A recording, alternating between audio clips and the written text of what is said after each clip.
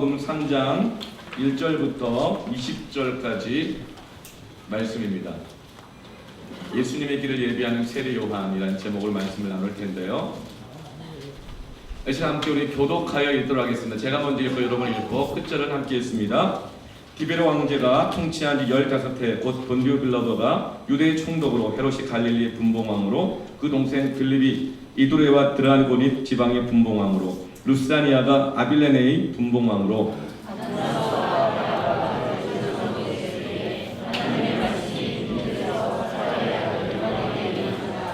요한이 요단강 부근 각처에 와서 죄 사함을 받게 하는 회개의 세례를 전파하니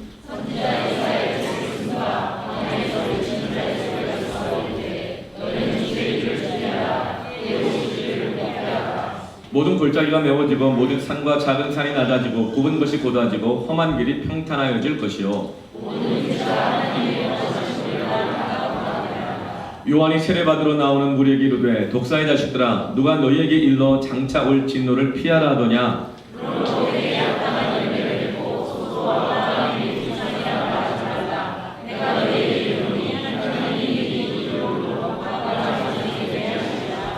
이미 도끼가 나무 뿌리에 놓였으니 좋은 열매 맺지 아니하는 나무마다 찍혀 불에 던져지리라.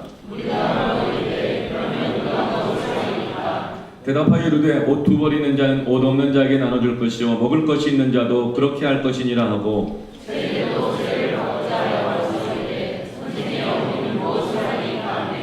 이르되 부과된 것 외에는 거두지 말라 하고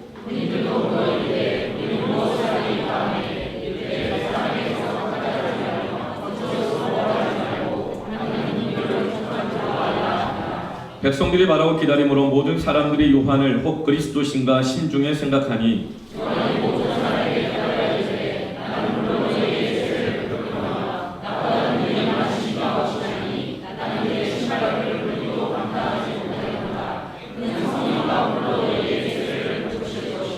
손에 키를 들고 자기의 타작마당을 정하게 하사 알곡은 모아 곡간에 들이고 쭉정이는 꺼지지 않는 불에 태우시리라.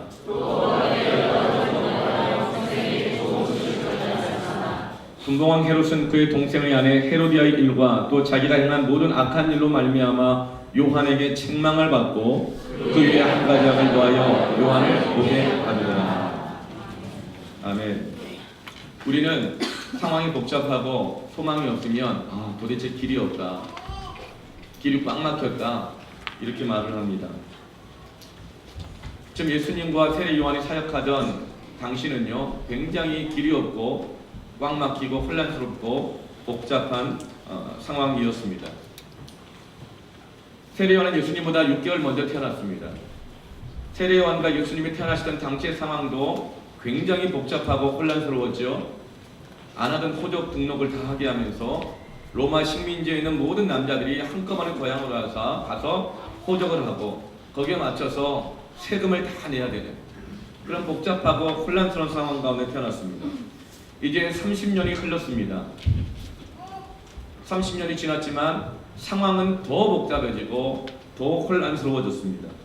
1절 말씀을 보니까 로마 황제 디베로가 15년 동안 지금 다스리고 있는 이때에 유대 땅을 다스리기 위해서 총독 빌라도를 임명해가지고 파견해서 다스리고 있습니다.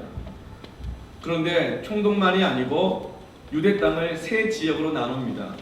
그래서 각각의 분봉왕을 세웠는데 헤롯과 그의 동생 빌립과 그리고 루사니아를 각각의 분봉왕으로 세워서 세 지역으로 나누어서 통치하고 있습니다. 그러니까 정치적인 통치자들이 넷이나 되는 것입니다. 얼마나 복잡합니까? 그런데 종교계도 굉장히 복잡합니다. 2절 말씀을 보면 안나스와 가야바가 대제사장으로 있다고 합니다. 원래 대제사장은 한 해에 단 한 명입니다. 그런데 제사장이 안나스와 가야바 두 사람입니다. 생각해 보세요. 교회에 왔는데 담임 목사가 두 명인 거예요. 근데 알고 보니 한 사람은 은퇴하신 원로 목사님이고 한 분은 현직 담임 목사님인 거예요. 그런데 이 두 분이 다 담임 목사 역할을 한다고 한다면 성도들이 도대체 누구 말을 들어야 되는가? 어떻게 해야 되는가? 복잡해지고 혼란스러워지는 것입니다. 안나스는 가야바의 장인입니다. 현재 대제사장은 가야바인데 그 장인은 안나스가 원래는 은퇴한 대제사장인데 여전히 배후에서 영향력을 행사하고 있어서 이스라엘 백성들은 대제사장이 2명이라고 느끼고 있는 거예요. 굉장히 혼란스러운 겁니다. 복잡한 겁니다. 게다가 당시는 구약의 말라기 때 말라기 그 선지자를 통해서 말씀을 주신 것 이후에는 어떤 선지자에게도 어떤 제사장에게도 어떤 랍비에게도 하나님이 더 이상 말씀을 주지 않으셨어요. 성경이 너무나 타락하고 성도들이 드리는 예배가 너무나 변질되어 있고 자기 편의대로 되어 있고 하나님을 경외하기보다 다 자기 중심적인 신앙생활을 하고 있는 걸 보면서 하나님이 더 이상 이런 예배 받고 싶지 않다. 누가 와서 제발 성전 문을 닫았으면 좋겠다 하시면서 말라기 선지자 이후로는 어떤 선지자에게도 제사장에게도 말씀을 주지 않았기 때문에 이스라엘 백성들은 하나님의 음성을 듣지 못하고 있었어요. 제사는 있었어요. 성전도 있었어요. 근데 하나님의 음성은 듣지 못하고 있는 거예요.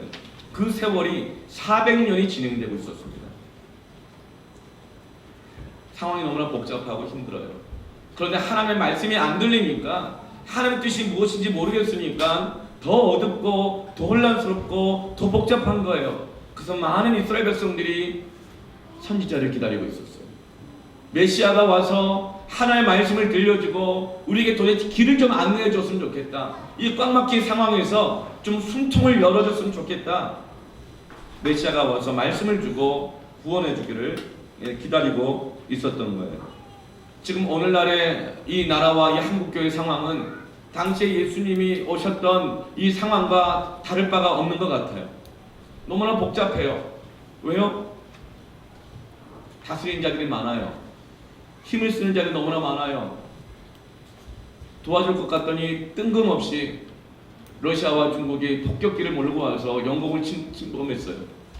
그들의 힘을 과시해요. 한반도에 우리가 영향력을 발휘하겠다고 배후에서 영향력을 발휘하겠다고 주장해요. 일본은 수출 품목 3개만 규제하는 것이 아니라 이제 8월 2일이 되면 1000여 개의 규제 품목을 늘려가지고 화이트리스트에서 우리 제외하겠다고 그래요. 한국 너희들 8월 15일 날 1945년 8월 15일에 독립한 줄 알지? 아직 우리 손에 벗어나고 있지 못하고 있어. 우리가 너희들 지금 다스리고 있는 거야. 이렇게 힘을 쓰고 있습니다. 도와줄 줄 알았던 미국 한 발 빼면서 우리는 개입하고 싶지 않다. 이렇게 말을 합니다. 한국은 너무나 복잡하고 혼란스럽습니다. 도대체 길이 없는 것 같아요. 바로 이렇게 복잡하고 혼란한 상황 속에서 하나님은 세례 요한을 준비시키시면서 주님이 오실 길을 예비하게 하십니다. 아무리 복잡한 상황, 열방이 허사를 경영한다 하더라도 만국을 철장으로 질그릇을 깨뜨리는 것 같이 권세를 가지고 지금 주님이 오시면 이 모든 복잡함이 풀리게 되어지고 이 모든 혼란이 다 잠잠하게 되어지며 하나님 주시는 통치가 평강이 임하는 줄로 믿습니다. 그래서 하나님은 지금도 세례 요한과 같이 주님이 오실 길을 예비할 사람들을 찾고 있습니다. 그런데 하나님께서는 어떤 사람을 찾으십니까? 어떤 사람에게 말씀을 주십니까? 어떤 사람에게 그 길을 열게 하십니까? 2절에 하나님의 말씀이 빈들에서 사가랴의 아들 요한에게 임한지라. 빈들에 있는 사가랴의 아들 세례 요한에게 하나님의 말씀이 임합니다. 하나님의 세례 요한을 선택하십니다. 세례 요한은 사가랴의 아들입니다. 사가랴는 제사장입니다. 제사장의 아들은 때가 되면 자연스럽게 제사장이 되는 금수저를 물고 태어난 거예요. 그런데 성전에 있어야 될 제사장의 아들이 제사장 될 사람이 빈들에 가 있습니다. 하나님의 말씀은 이 빈들에 있는 성전이 아닌 빈들에 있는 세례 요한에게 임합니다.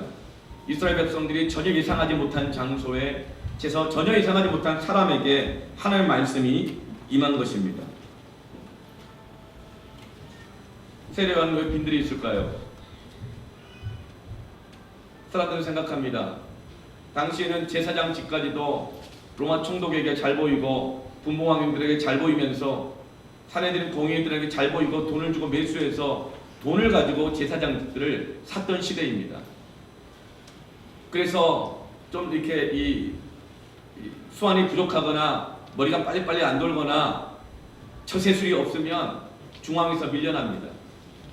그래서 사람은 생각합니다. 아, 세례 요한이 밀려났구나. 밀려나서 빈들에 가 있구나. 수완 좀 부리지. 고지식해가지고는 능력이 없어. 이렇게 생각할 수 있습니다. 빈들은 밀려난 장소인 것 같습니다. 그러나 세례 요한은 이 빈들에 가는 것을 밀려서 간 것이 아닙니다. 그가 스스로 이 빈들을 선택하여 갔습니다.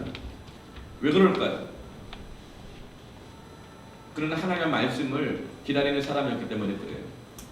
그런데 이 성전 안에 계속 있으면 이런 변질된 성전 안에서 이런 인간의 자기중심성과 하나님을 경외하는 것은 다 사라지고 이해관계에 얽혀있고 자기 원하는 대로 살아가는 이 성전 안에 있었다가는 계속 있으면 자기까지도 변질될 것 같은 거예요. 그리고 여기서는 하나님의 말씀이 들리지 않는 거예요. 하나님은 그런 사람들에게는 그들이 아무리 제사장이라 하더라도 아무리 그들이 랍비라 하더라도 그들이 바리새인처럼 구별된 자라 하더라도 하나님의 말씀을 그들에게 주시지 않기 때문인 것입니다. 세례 요한은 이 지독한 영적인 침묵을 견딜 수 없는 거예요. 여기서는 소망을 발견할 수가 없는 거예요. 그래서 그는 스스로 빈들을 선택하여 갑니다. 빈들은 히브리어로 미드바르입니다.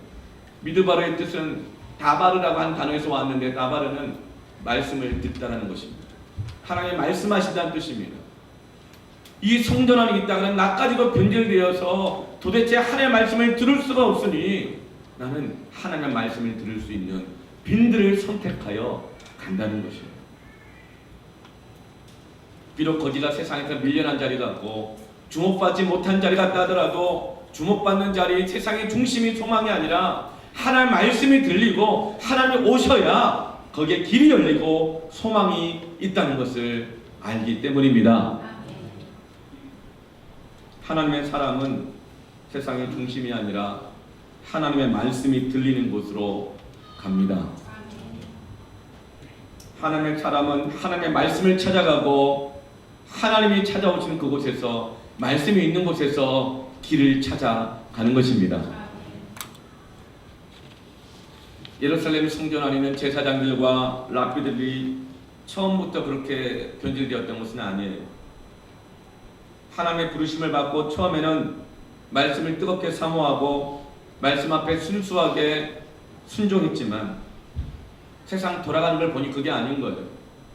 로마가 다스리는데 아우구스도가 황제가 되더니 안 하던 호정령을 내리지 않나, 인구조사하지 않나, 세금을 철저하게 걷어주지 않나. 그리고 나서 이제 디베르가 또 황제가 되었는데 15년이 되어도 이스라엘은 해방될 이 기미는 전혀 없고 더 철저하게 다스림을 받고 더 복잡하고 힘들어지는 거예요. 그래서 그들이 눈을 뜨는 거예요. 아, 세상이 이렇게 돌아가는구나. 로마에게 줄을 서야겠다. 분봉왕 셋을 세운 이유가 있는데 어디에 줄을 서야 될 것인가. 성전에 와보니 제사장이 둘이나 돼요. 그들 눈치를 봐야 돼요. 교회도 세상도 돌아가는 원리가 거의 이치가 비슷해요. 수많은 이해관계 속에서 저마다 자신의 편의를 위해 살고 야망을 꿈꾸면서 살아갑니다. 하나님을 경외하는 마음이 없어요. 하나님께 뜨겁게 순수했던 마음들이 매너리즘에 다 빠져 있어요. 영적인 순수함을 잃어버렸어요. 그곳에서 하나님은 말씀을 주실 자를 찾지 못합니다. 주어도 받아들이지 않기 때문에 그렇습니다. 그래서 하나님께서는 말씀을 주실 자, 그의 능력으로 절망 가운데 소망 있기를 열 사람을 찾으십니다. 그것이 바로 빈들에 있는 세례 요한이었습니다. 18세기 말에 영국이 산업혁명의 거대한 물결 가운데 휩쓸리게 됩니다. 집집마다 엄마들이 공장으로 일하러 갑니다. 산업혁명이 만들어낸 물질의 문명과 그 풍요로움을 누리기 위해서는 돈이 더 필요했습니다. 그래서 그 풍성함을 누리기 위해서는 이제는 엄마도 다 공장 갑니다. 일을 합니다. 아이들은 보육원에 맡기고 아이들은 세상에 맡기고 갑니다. 아빠도 일을 해야 합니다. 같이 걸어야 합니다. 그때 영국은 해가 지지 않는 나라로 이미 큰 부를 가지고 있었고, 영국에 있는 교회들은 어마어마하고 화려하고 의리의리한 건물들을 다 짓고 있었습니다. 근데 사람들이 전부 다 일하느라고, 그리고 버는 돈을 가지고 쓰느라고 교회는 텅텅 비어 있었습니다. 일자리, 일하는 곳, 공장, 번 돈을 쓰는 곳에는 사람들이 몰려가고 있지만 그 웅장한 건물은 텅텅 비어가고 있었습니다. 혼란에 빠져 있었습니다. 그러나 그때 하나님께서 주목하여 그 백성이 다시 하나님께 돌아오도록 하기 위해서 찾으신 사람이 있습니다. 요한 웨슬레이입니다.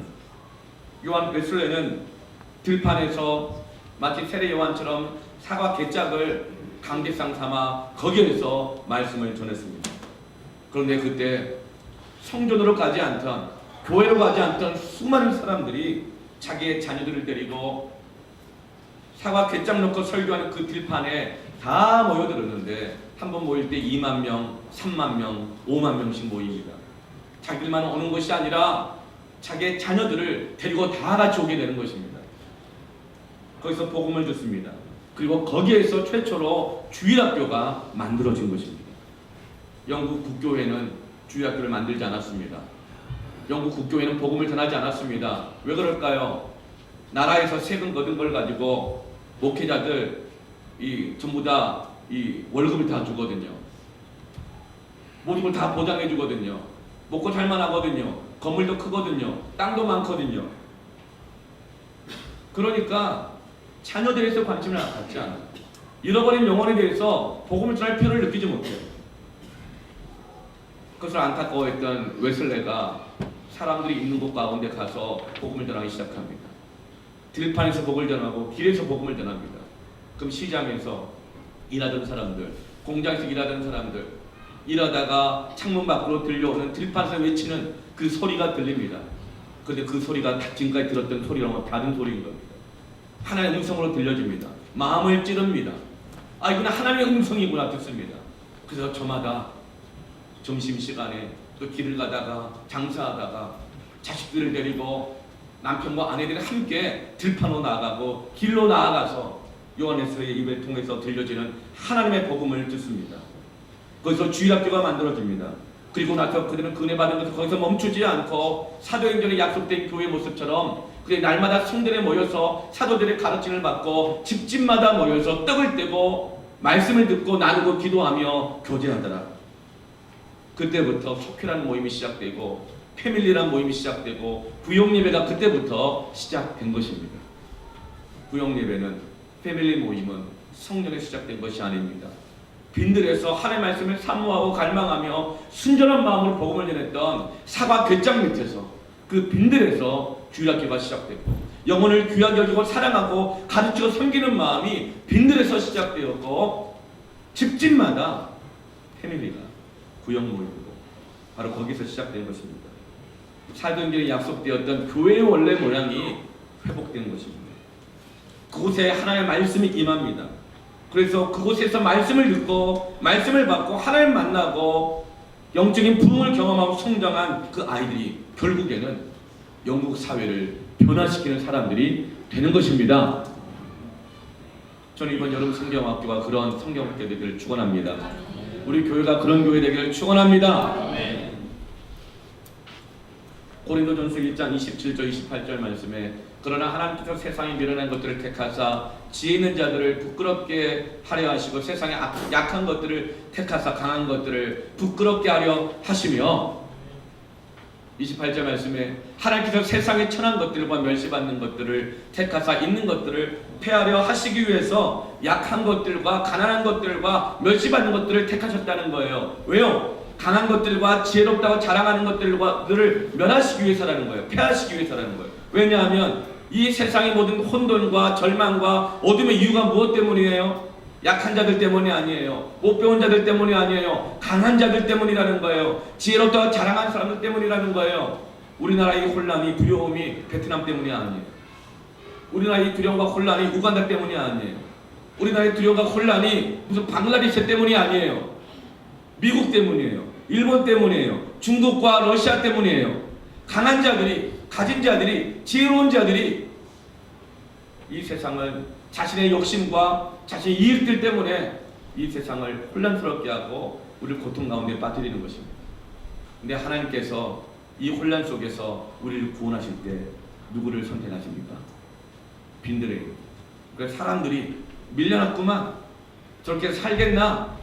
그러나 그 가운데 고지식하게 하나님의 말씀이 소망이고 거기서 길을 발견하기를 원하고, 하나님만이, 주님이 오셔야 이 혼란이 해결된다. 주님이 오셔야 이 고난으로부터 우리가 구원받는다. 이 믿음을 가지고 빈들에서 기도하며 말씀을 붙들고 하나님을 기다리는, 주의 영광을 사모하는 이 세례 요한을 통해서 하나님의 구원이 오는 것입니다. 세례 요한의 사명은 예수님의 길을 예비하는 것이었습니다. 4절에 보면 선지자 이사야의 책에 쓴 바 광야에 외치는 자의 소리가 있다고 했습니다. 그 소리가 어떤 소리예요? 주의 길을 준비하라. 그의 오실 길을 곱게 하라. 골짜기가 메워지고 큰 산 작은 산이 다 낮아지면서, 그리고 굽은 길이 곧게 펴지면서 평탄하게 하는 것, 그것이 세례 요한이 와서 해야 될 그의 사명이라고 그랬습니다. 이 말씀은 이사야서 40장 3절부터 5절까지 예언되고 약속된 말씀인데, 그 약속된 말씀이 세례 요한에게 임한 것입니다. 하나님 그 약속한 말씀을 이루시기 위해서 세례 요한을 찾으신 것입니다. 세례 요한은 주님이 오셔서 우리 모든 혼란과 절망으로부터 건지실 길을 예비할 자입니다. 길이라고 하는 것은 이 영적 길입니다. 영적 길은 예수님이 우리에게 들어오시는 영적인 통로를 말합니다. 예수님 여러분, 우리 안에 어떻게 들어오십니까? 믿음으로 들어오십니다. 믿음은 들음에서 나며 들음은 그리스도의 말씀으로 말미암았느니라. 우리가 하나님의 말씀을 들을 때에 믿음으로 반응하면 그 말씀을 통해서, 믿음의 통로를 통하여 주님이 우리 안에 들어오십니다. 요한복음 1장 14절에 말씀이 육신이 되어 우리 가운데 거하심에, 들어오셔서 거하신다는 거예요. 어떻게? 말씀이 육신이 되어서 우리가 말씀을 받아들이면, 말씀을 믿으면 주님이 우리 안에 거하십니다. 들어오십니다. 그럼 우리가 그의 영광을 보게 됩니다. 아버지의 독생자의 영광이고 은혜와 진리가 충만하게 되는 것입니다. 주님은 믿음을 통하여 말씀으로 우리 안에 들어오십니다. 요한계시록 3장 20절에 볼지어다 내가 문 밖에서 두드리노니, 그냥 두드리는 것도 아니고 서서 두드리시는 거예요. 서서 두드리시는 거예요. 누구든지 내 음성을 듣고 그리스도의 말씀을 듣고 문을 열면 내가 그에게로 들어가 그와 더불어 먹고 그는 나와 더불어 먹으리라. 여러분, 예수님은 믿음을 통하여 말씀으로 들어오시는데 우리의 마음 안에 들어오십니다. 믿음으로 들어오는 말씀의 길은 우리 마음의 상태입니다. 주님에 대한 우리의 마음의 상태, 그 말씀에 대한 우리의 마음에 반응하는 상태, 그것이 바로 주님이 오시는 길의 영적인 상태입니다. 그래서 여러분, 우리가 주님을 우리가 마음으로 모셔드리고 말씀을 들을 때에는요, 우리 마음의 상태를, 그 길을 다시금 깔아야 합니다. 세례 요한은 와서 주님이 오실 그 길을 예비하기 위해서 먼저 골짜기를 메운다고 했습니다. 마음 안에 있는 골짜기들이 있다는 거예요. 움푹움푹 패인 데가 있다는 것입니다. 거기 한번 걸려 넘어지면 빠져가지고 헤어나오지 못한다는 것이죠. 그것은 바로 열등감이라고 하는 마음의 골짜기입니다. 하나님 우리에게 말씀하십니다. 때로 우리에게 사명을 주십니다. 그런데 우리 마음 가운데 열등감의 골짜기가 있으면 난 그렇게 못해, 난 왜 이렇게 못났을까, 하나님 나를 왜 이렇게 태어나게 하셨을까, 왜 내 형편을 이렇게 만들었을까, 이런 열등감의 골짜기에 빠져버리면 하나님의 말씀이 우리 안에 들어오지를 못합니다. 자꾸 거기에 걸려 넘어지게 되는 것이죠. 여러분, 이 열등감의 골짜기를 메우시기를 바랍니다. 하나님의 말씀으로 메우시기를 바랍니다. 믿음으로 메우시기를 바랍니다. 하나님의 주관하신다, 하나님이 나를 하나님의 형상으로 만드셨다. 나는 존귀한 자다. 빈들에 있다 하더라도 주님을 모신 곳이, 그곳이 바로 하나님의 나라다. 또 크고 작은 산을 낮게 해야 한다고 했어요.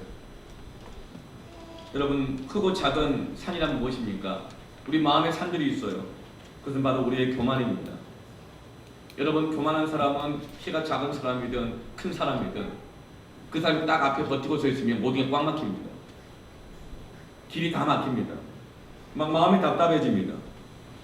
그 사람이 교만하면 작은 의견을 주장하든 큰 의견을 주장하든 그 작은 의견 때문에, 큰 의견 때문에 모든 일이 막힙니다. 거기서 딱 스톱됩니다. 아무것도 되지 않습니다. 여러분, 이 교만의 산을 깎아야 합니다. 그래야 말씀이 우리 안에 들어옵니다. 주님이 우리 안에 들어오셔서 모든 혼란을 평탄하게 하십니다. 길을 여십니다. 교만이 있으면 크고 작아도 크게 상관없이 길이 막히는 것입니다. 그러나 교만을 말씀으로 깎으면 여러분, 길이 새롭게 열리는 줄 믿습니다. 또 굽은 것을 바르게 편다 그랬습니다. 이 굽은 것이란 무엇이냐면 마음의 상처를 뜻합니다. 사람이 마음의 상처를 받은 상태를 가지고 상처를 끝까지 붙잡고 있으면서 말씀을 들으면 마음이 삐딱하게 반응합니다. 난 상처받았단 말이야. 왜 나한테 그렇게 말을 했지? 왜 나한테 나를 그런 식으로 대하지? 왜 나를 그런 눈빛으로 보지? 왜 나한테는 인사를 안 하지? 뭐 인사를 안 받아주지? 뭘 안 챙겨주지? 마음에 상처가 있잖아요. 그럼 말씀을 들어도 굽어져 가지고 삐딱해집니다. 여러분, 하나님의 말씀 앞에서 우리의 굽은 마음이 펴지기를 축원합니다. 요한의 세례 요한의 메시지는 사람들 속에, 마음 속에 있는 열등감을 메웠습니다. 그리고 사람들 마음 속에 있는 그 교만의 작고 큰 산들을 깎아 내렸습니다. 그리고 굽어져 있는 그 상처받은 마음들을 치료하고 바르게 펴는 일을 그가 하고 있는 것입니다. 여러분, 오늘 주님이 우리 안에 오시는 이 형통의 길, 평탄의 길, 주님이 오실 길이 우리 마음 가운데 딸리기를 바랍니다. 아멘. 우리가 고집하고 주장하고 있는 열등감들이든지 교만이든지 고집이든지 우리 마음의 상처든지 다 주님 앞에 내려놓고 십자가에 못 박아 버리기를 바랍니다. 아멘. 그러면 열립니다. 하나님이 여십니다. 아멘. 내가 연다고 열리는 게 아니에요. 하나님이 여십니다. 이 길이 열리게 되어지면 6절 말씀에 모든 육체가 하나님의 구원하심을 보리라 함과 같으니라. 모든 육체가, 모든 사람들이 하나님의 구원을 보게 된다는 거예요. 이사야의 약속된 말씀이 이루어진다는 겁니다. 요한의 이 메시지를 통해서 모든 민족이, 모든 사람이 주님에게 오는 길이 만들어지는 것입니다. 여러분, 자녀들이 주님 앞에 돌아오기를 원합니까? 주님을 만나기를 원합니까? 뭘 해야 할까요? 내 마음에 열등감을 메워야 합니다. 내 마음의 교만을 깎아야 합니다. 내 마음의 상처를 십자가에 못 박아야 합니다. 바르게 펴야 합니다. 그럼 놀랍게도 자녀들이 주님께로 돌아옵니다. 오늘 태국 단기 선교를 가는데요. 내일 출발을 하는데 터키도 준비하고 있죠. 여러분, 무슬림들이 어떻게 주님을 만납니까? 태국의 난민의 청소년들이 어떻게 하나님을 보게 됩니까? 전하는 자들이 길을 만들어야 합니다. 전하는 자들이 그 안에 있는 열등감, 늘 비교하는 것들, 그 교만함들, 자기 고집, 상처를 붙잡고 살아가는 것들을 메우고 깎고 바르게 펼 때에 길이 열립니다. 모든 육체가 주의 영광을 보리라. 복음을 전하는 자마다, 영혼들이 주께 돌아가길 사모하는 자들마다 세례 요한처럼 하나님의 말씀이 들리는 곳에 가 있어야 합니다. 기도해야 합니다. 그럼 주님께서 그 길을 여실 것입니다. 여러분, 이 길이 구체적으로 어떻게 만들어질까요? 8절 말씀을 보면 그러므로 회개에 합당한 열매를 맺고, 회개할 때 메꾸어지고 낮아지고 펴지는 역사가 일어납니다. 무엇을 회개하라고 할까요? 속으로 아브라함이 우리 조상이라고 말하지 말라. 하나님의 말씀은요, 우리 속에 감추어져 있는 것들을 드러내시는 것입니다. 하나님의 말씀은 살아있고 활력이 있어서 좌우의 날에서는 어떤 검보다도 예리하여 혼과 관절과 골수를 찔러 쪼개기까지 하시며 마음의 생각과 뜻을 판단하시나니, 우리 속에 있는 것을 드러내시는 것입니다. 그들 안에 어떤 것이 있었죠? 나는 아브라함의 자손이다. 이 자긍심, 그래서 난 너희들과 달라. 이 우월감, 늘 비교하는 마음, 그 마음들이 있었다는 것이죠. 그래서 세례 요한이 뭐라고 말해요? 너 아브라함의 자손이라고? 하나님은 돌릴러도 그렇게 하실 수 있어. 우리는 어떤 자긍심이 있습니까? 어떤 우월감이 있습니까? 어떤 비교하는 마음이 있습니까? 난 아브라함의 자손이야. 나는 모태신앙이라고. 나는 구원의 확신이 있다고. 내가 교회를 언제부터 다닌 줄 알아? 나는 3대가 예수 믿는 가정이야. 나는 신학교를 나왔어. 나는 무슨 직분을 받았어. 하나님은 돌릴러도 그렇게 하실 수 있다는 거예요. 그런데 자기가 가지고 있는 비교하는 그 우월감을 가지고 있게 되어지면 그래도 필연적으로 뭐가 생깁니까? 열등감이라는 웅덩이 골짜기가 생깁니다. 내가 가지고 있는 직분, 내가 가지고 있는 그 자긍심 때문에 열등감이 생깁니다. 교만이라고 하는 작은 산, 큰 산이 생깁니다. 그것 때문에 서로가 상처를 주고 상처를 받기도 합니다.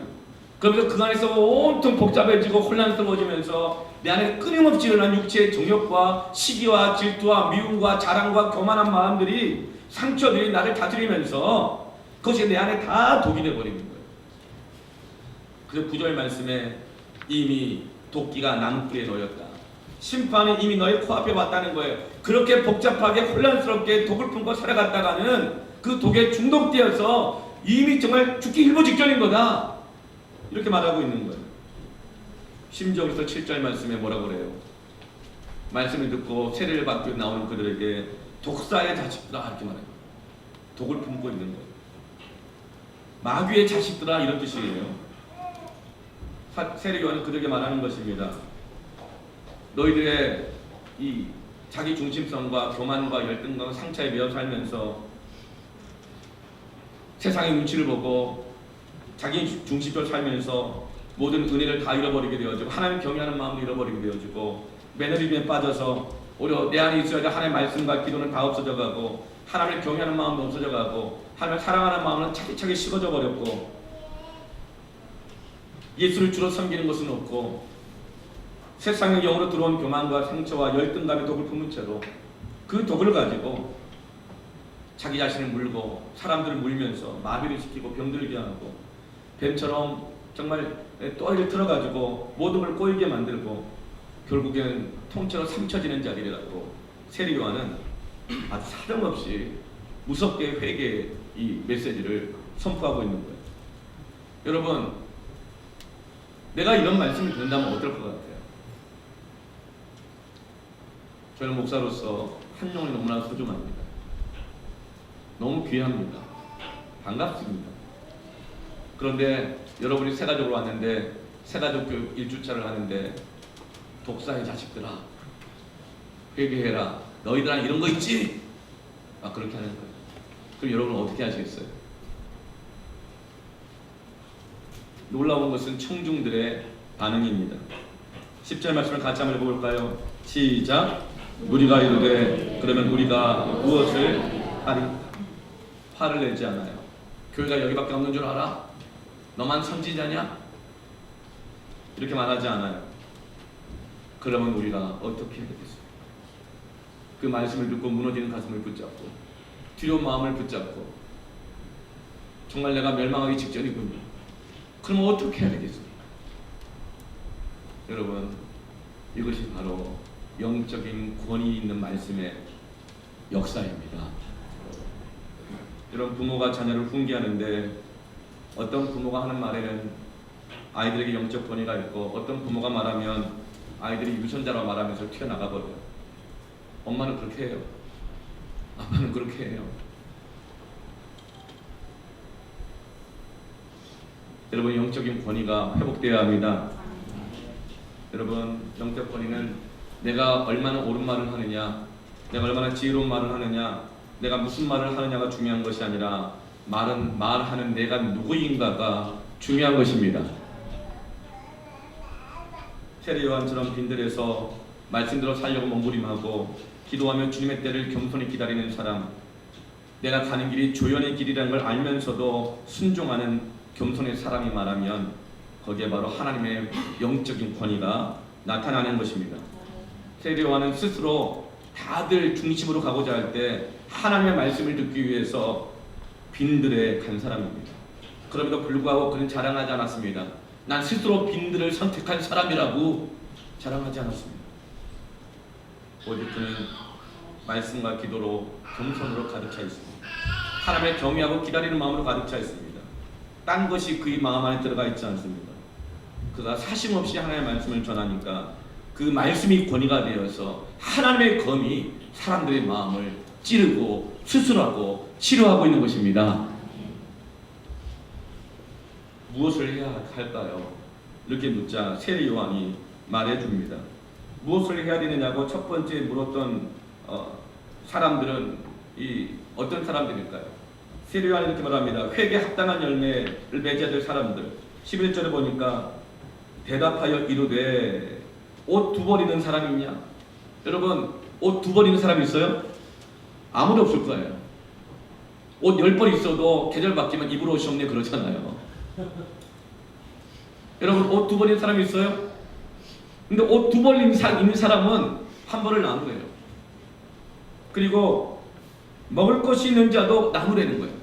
먹을 것이 많은 사람 보고 나누라 그런 게 아니에요. 먹을 것이 있는 사람, 옷이 여러 벌 있고 철마다 바꿀 수 있는 돈 많고 부자인 사람들이 그 옷을 나누라 이렇게 말하지 않아요. 옷 두 벌만 있어도 나눌 수 나누라. 먹을 것이 많지 않고 있어도 나누라. 여러분, 이것이 바로 회개에 합당한 열매입니다. 왜 주님이 세례 요한이 이렇게 말씀할까요? 여러분, 부자가 나눈 것 아닙니다. 은혜 받은 자가 나눕니다. 말씀을 정말 듣고 믿음으로 겸손히 순종하는 사람이 나눕니다. 그런데 당시 사람들은 특히 물질 문제에 있어서는 굉장히 자기중심적이었던 것을 볼 수가 있는 거예요. 거기에 모여있는 많은 사람들이요. 다들 받을 생각만 하고 있어요. 다들 경쟁이 심하고 사는 게 힘들고 그러니까 받는 것을 당연하게만 여겨요. 여러분, 이것이 바로 인색한 마음입니다. 여러분, 인색한 마음을 회개할 때 놀랍게 여러분 길이 열릴 것입니다.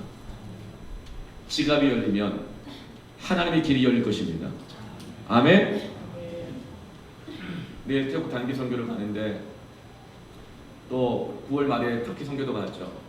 이미 교회에서는 절기연금을 다 해서 그 전액을 다 선교 후원금으로 다 그렇게 후원을 합니다. 비행기 값으로 여러 가지로 후원을 합니다. 사역으로 헌금합니다. 뿐만 아니라 개인적으로도 선교가를 분들을 위해서, 선교가는 청소년들을 위해서 후원하고 섬기는 분들이 있습니다. 그분들이 부자들이 아니에요. 그러나 그들은 나눕니다. 저는 선포합니다. 하나님의 길이 열릴 것입니다. 하나님의 길이 열릴 것입니다. 나누는 것을 통해서 인색함을 회개할 때에 열등감이 없어집니다. 여러분, 나누면 열등감이 없어집니다. 나눠야 열등감이 없어집니다. 나누면 왜 나는 이것밖에 안 해줘? 왜 저 사람보다 덜 해줘? 이 마음이 없어집니다. 길이 열립니다. 하나님의 물질의 축복의 문이 열립니다. 여러분, 두 벌만 있어도 나누는 기적이 있기를 축원합니다.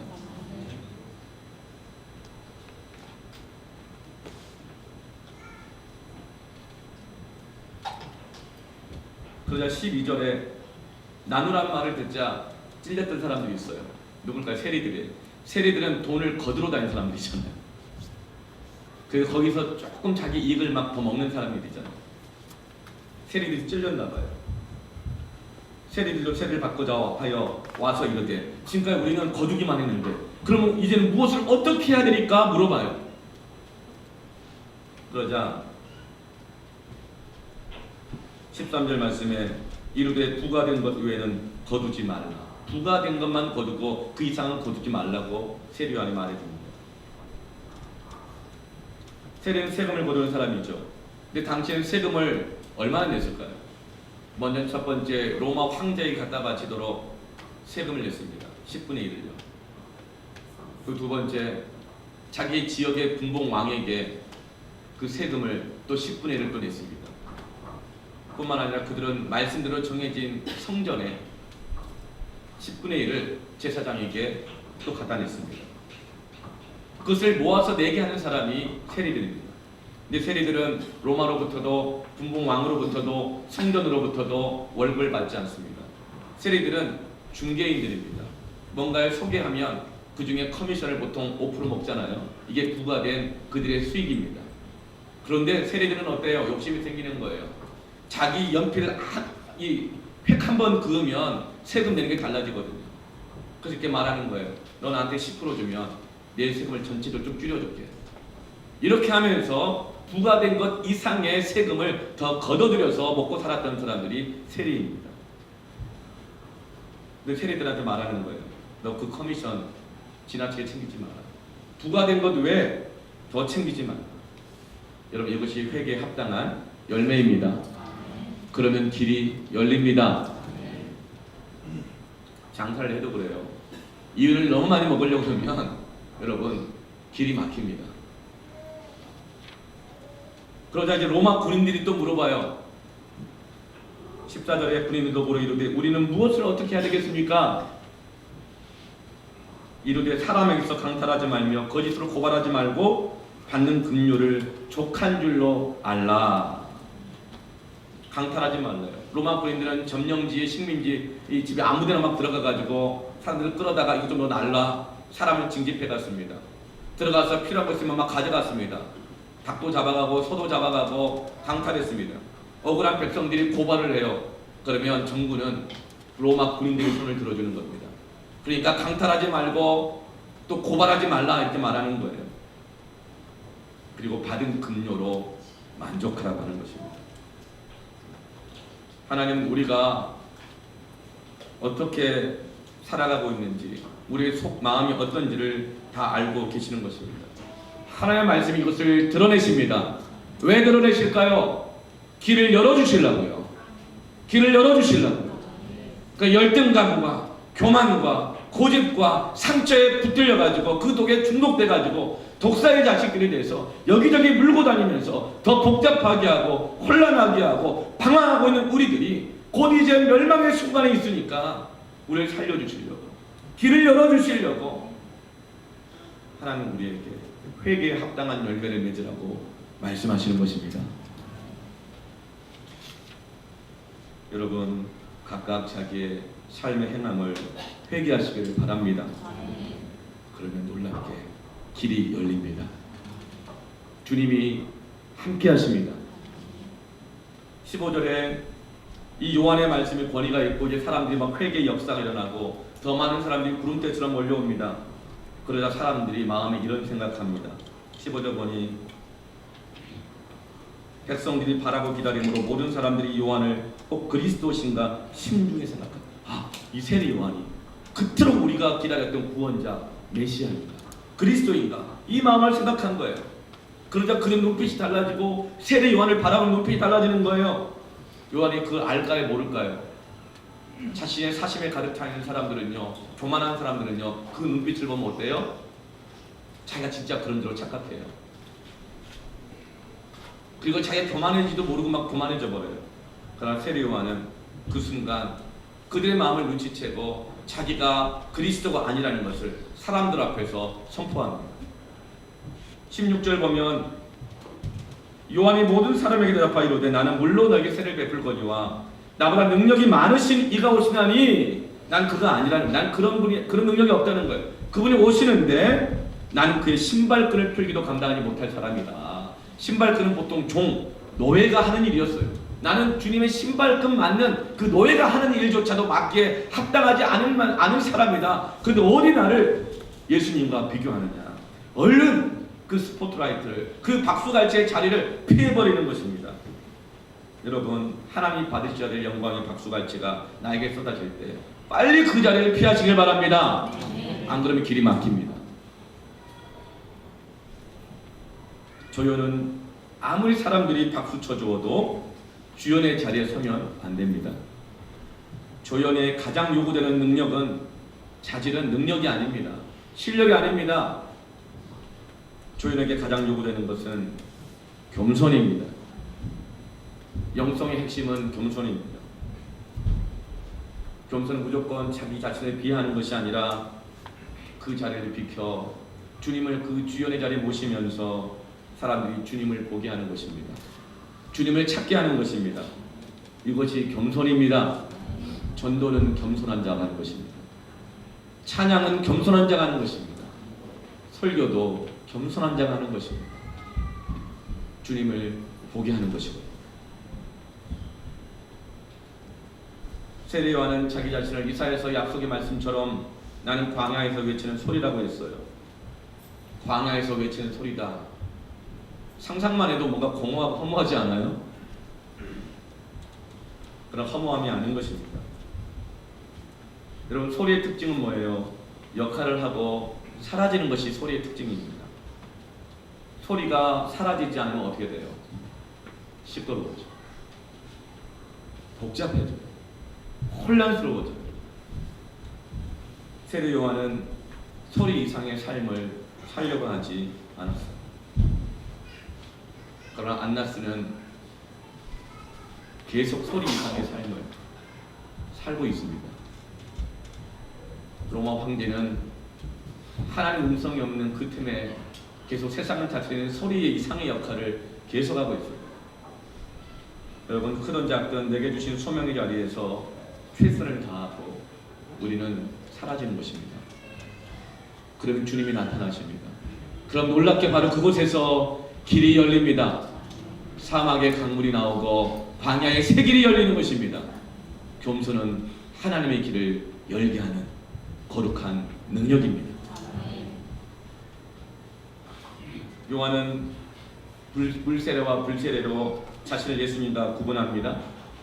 세례 요한의 사역은 물세례 사역이었습니다. 물세례라고 하는 것은 하나님의 말씀을 통해서 이 죄를 회개하고 깨끗이 씻게 하는 것이 물세례입니다.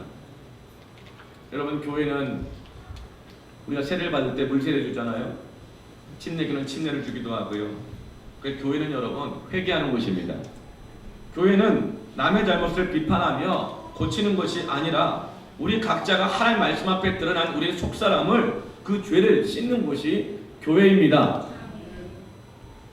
교제하면서 봉사하면서 예배를 드리면서 남 이야기하고 남을 비판하는 사람들은 여러분 영성이 없다고 보면 됩니다. 어두운 것입니다. 여전히 그 사람은 그 비판 가운데 비판을 받으며 혼란 가운데 있는 것입니다. 그러나 하나님의 말씀을 정말 받은 사람들은 그 말씀 앞에 드러난 자기의 죄가 보입니다. 그러나 그것이 절망이 아니라 그 죄를 용서하시고 그 죄를 짓고 살아간 나를 끝까지 사랑하시는 하나님의 그 크신 십자가의 사랑의 무게 앞에 눌려 엎드리게 되고 겸손하게 되는 것입니다. 여러분, 중보기도는 무엇일까요?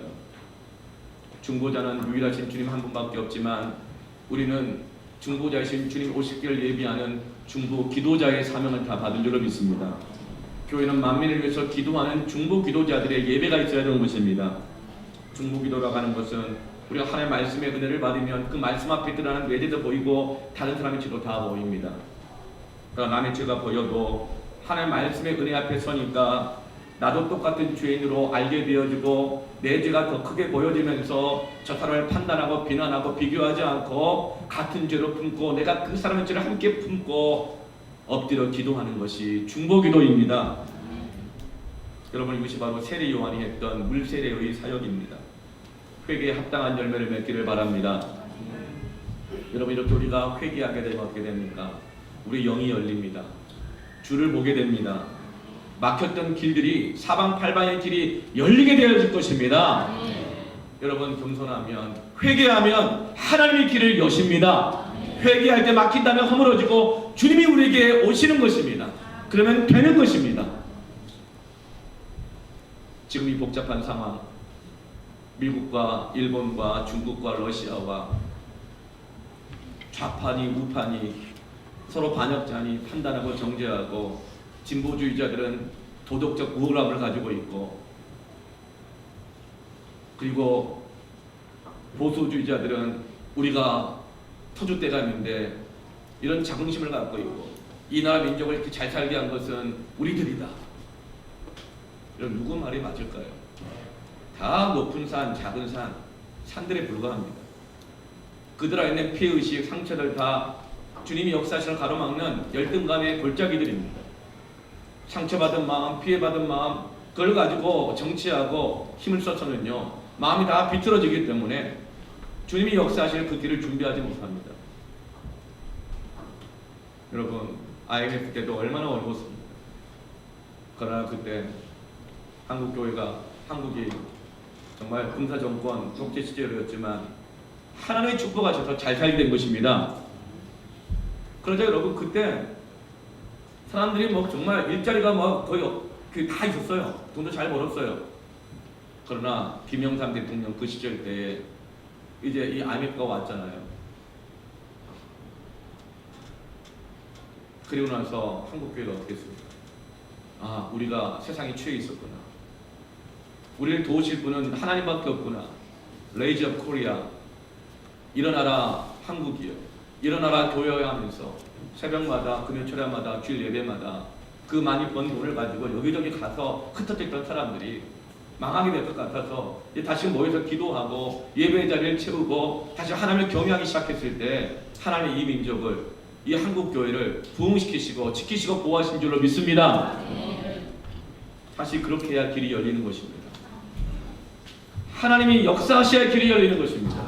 이 혼돈이 끝나는 것입니다. 하나님 우리를 구원하시는 것입니다. 우리는 그 길을 준비해야 될 사람들입니다. 16절에 예수님은 불로 생명 세례를 주십니다. 이 불로 생명 세례를 주시는 건 17절 말씀에 심판을 말합니다. 알곡과 쭉정이를 거둔다는 거예요. 알곡은 뭐예요? 회개하고 깨어진 사람들이에요. 그 두꺼운 껍질을 깨뜨렸더니 그 안에 알곡이 나오는 겁니다. 쭉정이는 뭐예요? 깨뜨렸더니 안에가 텅 비어 있던 거예요. 세상의 것으로만 가득 차 있고 정답이 있어야 하나님의 인재가 없고 하나님을 경외하는 마음이 없고 믿음이 없고 세상 것으로만 가득 차서 먹을 것이 도무지도 없는 쭉정이라는 것이 드러나고 만 것입니다. 이 쭉정이들은 회개하지 않고 하나님의 말씀을 받아들이지 않은 사람들이에요. 하나님의 메시지를 거부한 사람들이에요. 그래서 먹을 것이 없는 사람들인 거예요. 영적으로 가난한 사람들인 거예요. 그들에게 하나님은 하나님의 말씀을 다시금 주기를 원하십니다. 예수님만이 그들의 진정한 소망입니다. 예수님은 하나님의 말씀이십니다. 즉 하나님께서는 그의 말씀을 선지자를 통해서, 제사장을 통해서, 수많은 랍비들, 교사들을 통해서 말씀을 주셨어요. 그러나 그들은 계속적으로 비틀고 자기 마음대로 살고 타협하고 그 말씀에 순종하지 않았어요. 거부했어요. 워낙 말씀을 안 받으니까 400년 동안 참다가 하나님께서 이제 직접 예수님으로 말씀이 육신이 되어 우리 가운데 찾아오신 것입니다. 지금 세례 요한은 인류의 마지막 소망인 마지막 카드 예수 그리스도, 그 말씀이 오실 길을 예비하고 있는 것입니다. 요한복음 1장 12절에 영접하는 자, 곧 그 이름을 믿는 자들에게는 하나님의 자녀가 되는 권세를 주셨으니 믿기만 하는 것이 아니라 영접해야 하나님의 자녀가 되는 것입니다. 말씀을 받아들여야 되는 것입니다. 예수님을 받아들여야 되는 것입니다. 영접하면 구원받고 이 메시지를 거부하면 쭉정이가 되어서 심판을 받아 불구덩이에 던져져서 불태워짐을 받게 된다고 말씀하고 있습니다. 여러분, 우리는 이 마지막 카드를 받은 사람들입니다. 세례 요한이 이 길을 준비했습니다. 이제는 이 길을 따라 이 말씀을 예수 그리스도를 모든 육체가 보도록 증거해야 될 줄로 믿습니다. 세례 요한이 이 길을 예비하자 주님이 오셔서 무엇을 주십니까? 사도행전 1장 8절 말씀에 불과 성령을 세례해 주시는 것.